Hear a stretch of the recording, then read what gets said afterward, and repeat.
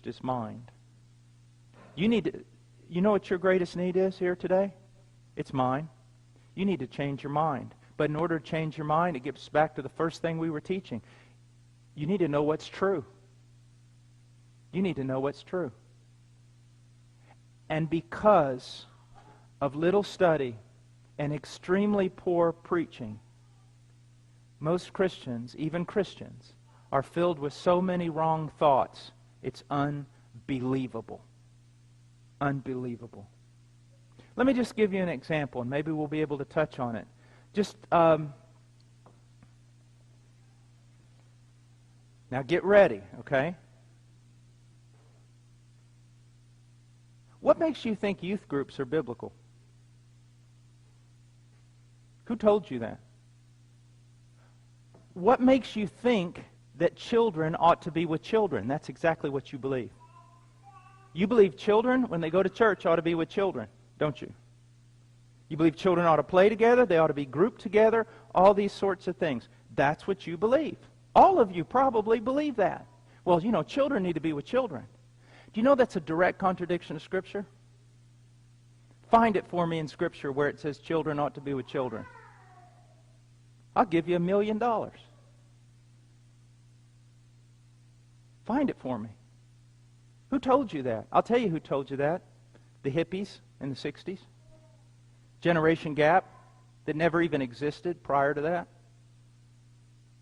Evolutionary thought that tells you that children, basically, their development kind of parallels the development of species, and that they need to be grouped together. Do you know what the Bible teaches? It teaches just the opposite.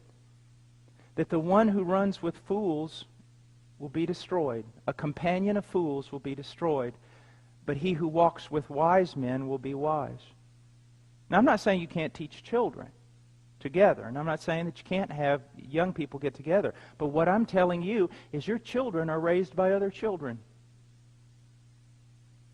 The most important people oftentimes in your children's life is not their mom and their dad or their brothers and sisters. It's their friends at school.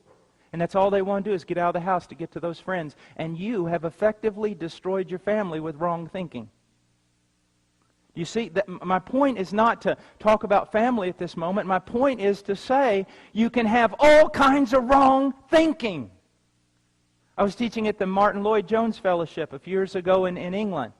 And they asked me to teach on children. So I started teaching on children. And this guy raised his hand and he says, well, how are your children going to be socialized if they're just around you and other grown-ups? And I said, last night I was really hungry and I was looking for fish and chips, so I went to High Street. And I saw countless teenagers out there. Some of them, not even teenagers, 11, 12, 13. Matter of fact, I heard some girls who couldn't have been more than 12 years old talking about things out loud, on the street, and doing things with their body that I never saw in my worst days as a drunk in any bar. So just how do you want my children to be socialized by them? See, he had been taught wrong thinking. His children needed to be socialized or they couldn't be accepted in this world. Oh, I didn't know they were supposed to be accepted by 12-year-olds who speak worse than a drunken sailor. You see, all these things that we're often told, and they're just lies, and evangelicalism is filled with them. And so, we can't change our mind as we ought to because we don't know what's true and we don't know what's a lie because the Scriptures are so neglected.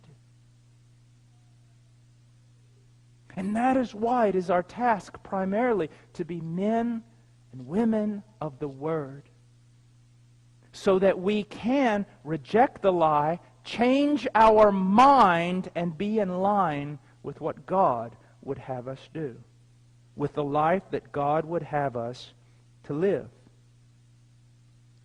Present your bodies to God. Your bodies. That means everything. Whatever these eyes do, find out, according to the Scriptures, what does God want my eyes doing? What does God want my ears hearing? What does He not want my ears to hear? What does God say about my hands, my feet, the direction of my life?